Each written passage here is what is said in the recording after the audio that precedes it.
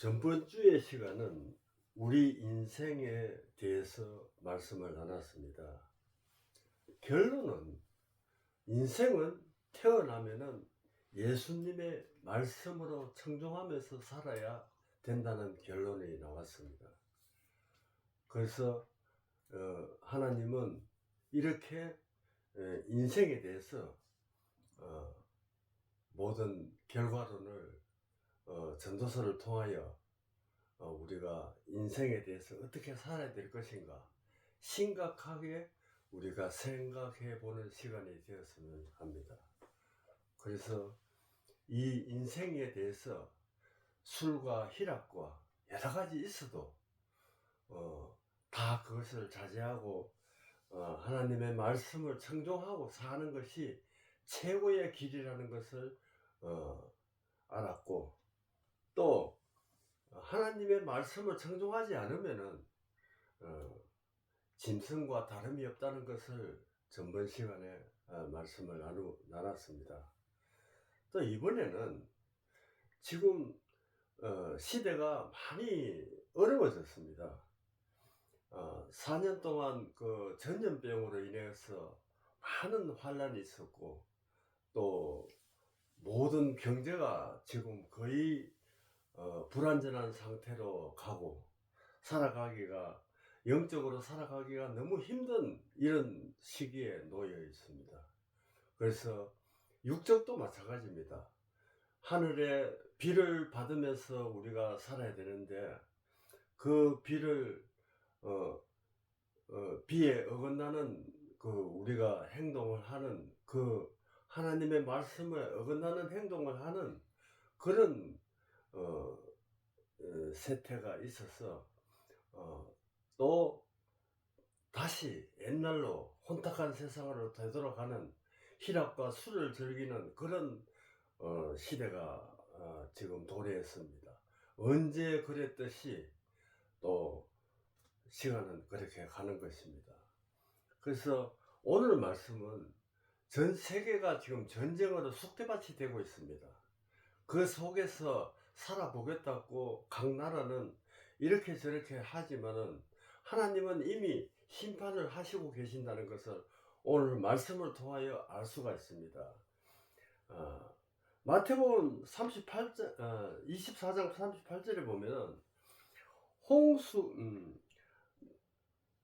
그러나 그날에 이때는 아무도 모르니 하늘의 천사들도 아들도 모르고 오직 아버지만 아시느니라. 노아 때와 같이 인자함도 이르니 그러하리라. 홍수 전에 노아가 방주에 들어가던 날까지 사람들이 먹고 마시고 장가들고 시집하고 있으면서 홍수가 나서 그들의 멸하기까지 깨닫지 못하였으니 인자함도 이와 같으리라 말씀하시는 거예요. 이 말씀 속에서는 우리가 이 긁기 외에도 술 취함과 방탕과 마약과 말주 말할 수 없는 안 좋은 일들을 행하고 있다는 것을 알 수가 있습니다. 또 전염병이 있을 때는 또 벌벌 떨면서 그렇게 살더만은 지금은 또 끝나니까 또 옛날로 다시 돌아가는 그런 현상이 있어서 지금 또 그 전염병의 여파로 해서 각 나라의 전쟁이 지금 치닫고 있다는 것입니다. 그래서 전쟁에 가담한 나라는 10손가락 안에 들어가는 그 나라들이 그 전쟁에 가담하고 있다는 것을 알 수가 있고, 또 전쟁도 옛날같이 총과 칼로 하는 것이 아니고 다 엄청난 위력을 가진 그 폭탄으로 하고 있다는 것을 우리가 알았을 때, 거기서 시신을 찾지도 못하고 분투가 된다는 것을 이미 하나님 에레미야를 통하여 말씀을 이미 드렸습니다. 그래서 이 말씀 속에서 우리가 깨어 있어야 된다는 것을 아시고, 또 이 혼탁한 전쟁 속에서도 누가복음 13장에 보면은 머리털 하나라도 안 다치게 한다고 약속하셨고, 그것이 믿는 것이 또 믿음입니다. 그래서 안전한 평안한 마음을 가지고 믿는 것이 최고의 길이라는 것을 알 수가 있다는 것입니다. 오늘 에레미야 25장의 첫머리에 31장에 보면은 요란한 소리가 땅끝까지 그 이름이 여호와께서 민족과 다투시며 모든 육체를 심판하시며 악인을 칼에 내어 주심이라 여호와의 말씀이라 말씀하십니다. 32절에는 만군의 여호와께서 이와 같이 말씀하시니라. 보라, 재앙이 나서 나라에서 나라에 미칠 것이며 큰 바람이 땅끝에서 일어날 것이라고 이미 예언의 말씀을 하셨습니다. 지금 모든 일을 그렇습니다. 하나님만 아시는 것이고 우리는 그냥 이 말씀에 따라 살아가는 그 형태밖에 되지 않습니다. 그러나 지금 제가 60-70년 살면서 이렇게 혼탁한 재앙의 전쟁이 이렇게 아비규환으로 나는 것은 처음이고, 전염병 4년 동안 일어난 전염병도 마찬가지입니다.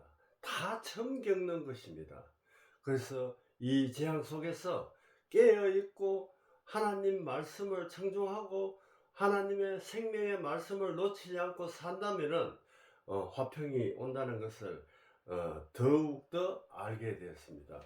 33절에 그날에 여호와께서 죽임을 당할 자가 이 땅 끝에서 저 땅 끝이 미칠 것이나 그렇습니다.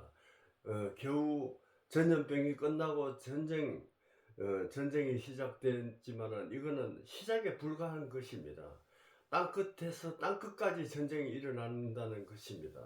그들을 위하여 애곡하는 사람도 없고 시신을 거두어 주는 사람도 없고 매장하는 주는 자도 없으며 그들은 지면에서 분토가 된다고 했습니다. 그만큼 지금 힘든 시기가 온다는 것입니다.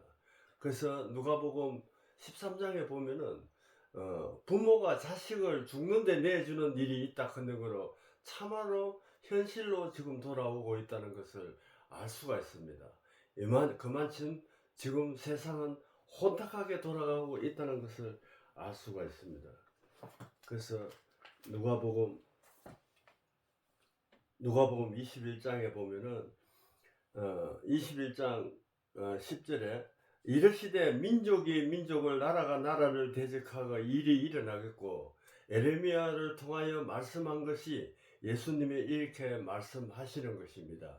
그래서 곳곳에 지진과 기근과 전염병이 있겠고, 지진은 사람들의 이렇게 물론 육적 지진도 일어나고 뭐 건물이 무너지고 땅이 갈라지고 해일이 일어나고 쓰나미가 일어나는 것도 당연하지만은 기근은 아모스 8장 11절에 성경에 준한 말씀입니다.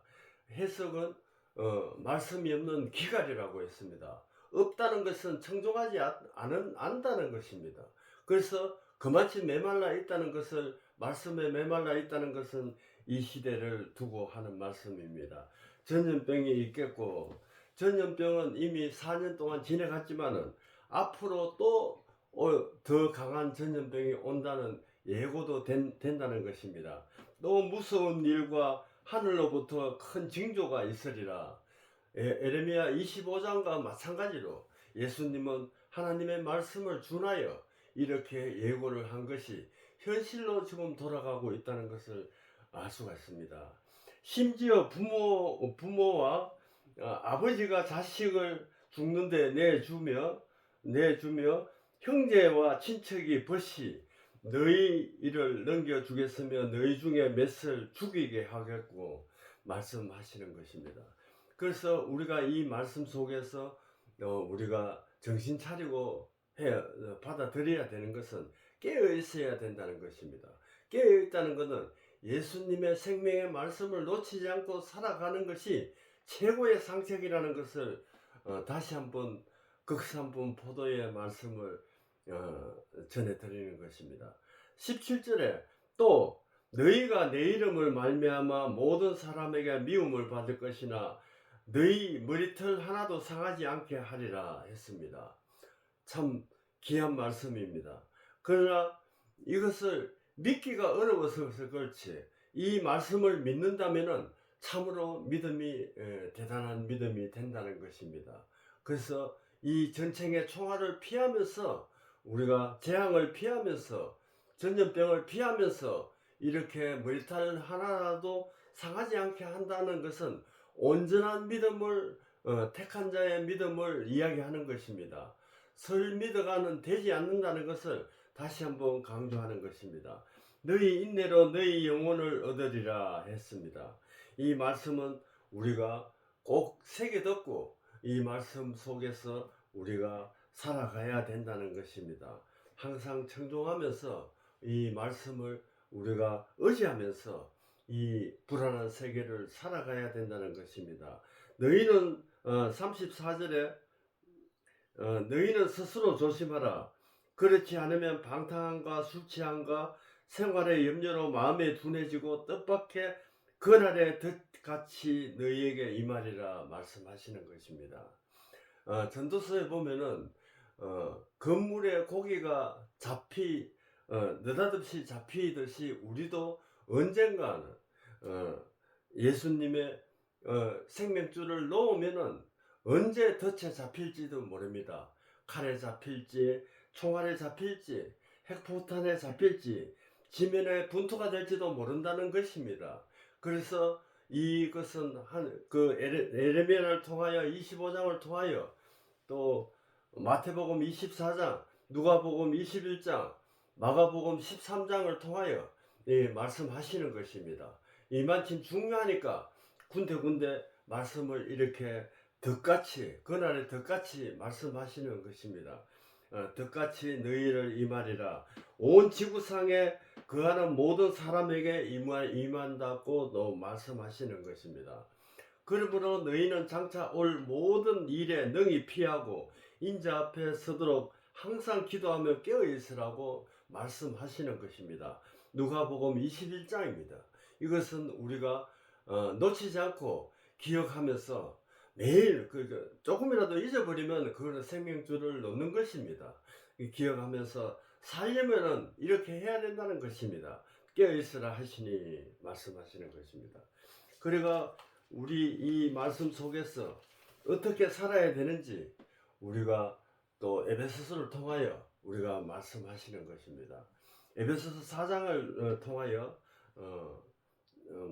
제가 낭독하겠습니다. 4장 4절에 몸은 하나여 성령도 한 분이시니 이같이 너희가 부르심을 한 소망 안에서 부르심을 받으라. 주도 한 분이시요 믿음도 하나요 세례도 하나라고 말씀하시는 것입니다. 6절에 하나님도 한 분이시니 곧 만유의 아버지라. 만유 위에 계시고 만유를 통일하시고 만유 가운데 계시도다.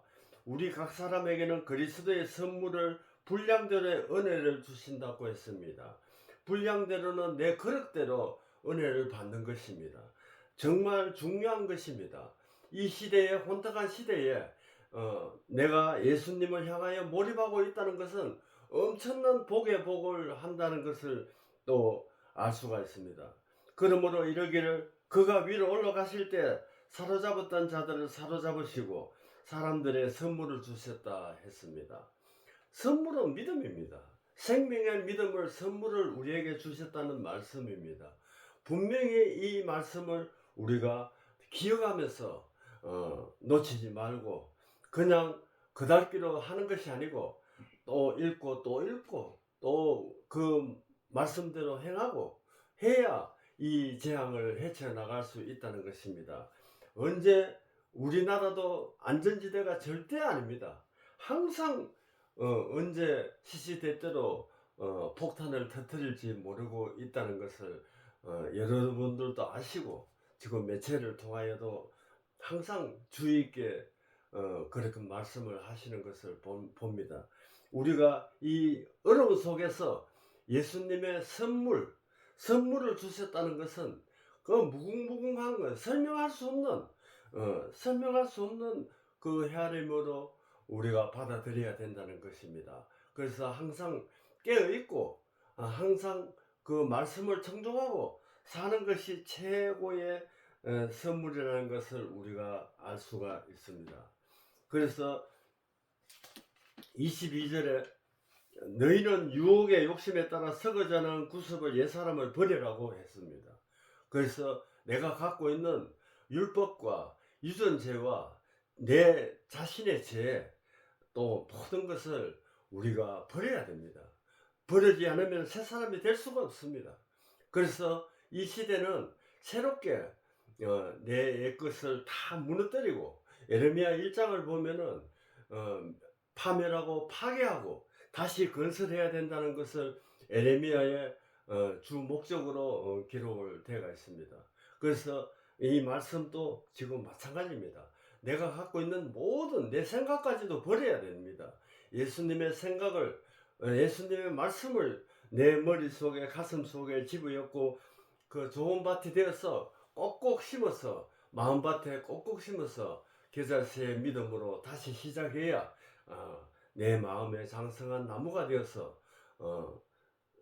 또 하늘의 천사가 새가 깃드는 그런 복이 있다는 것, 천국이 있다는 것을 또 비밀히 알 수가 있습니다. 마무리하겠습니다. 오늘 너희에게 성령에 새롭게 되어 하나님에 따라 의와 진리의 거룩함을 지으심을 받은 새 사람이 입으라 말씀하시는 것입니다. 이 말씀은 참 버리기 힘듭니다. 그러나 이 모든 것을 버리고 새 사람이 되려면은 예수님을 놓치지 않고 그 말씀에 청종하면서 항상 생활해야 이 전쟁과 전염병과 환란을 이겨나갈 수 있다는 것입니다. 그래서 이 말씀을 다시 한번 짧지만은 이 말씀 속에서 생명을 찾아 새로운 새 사람이 되어서 이 시대를 능히 헤쳐나갈 수 있는 여러분들과 제가 되는 시간이 되었으면 합니다. 기도하겠습니다. 아버지 하나님 감사합니다. 이 시대는 혼탁하지만은 또 새 사람이 될 수 있는 그 생명줄을 잡을 수 있는 기회가 있다는 것입니다. 그래서 이 불안한 속에서 생명줄을 잡을 수 있는 그 일을 깨닫게 하여 주시옵소서. 예수님의 이름으로 기도드렸습니다. 아멘.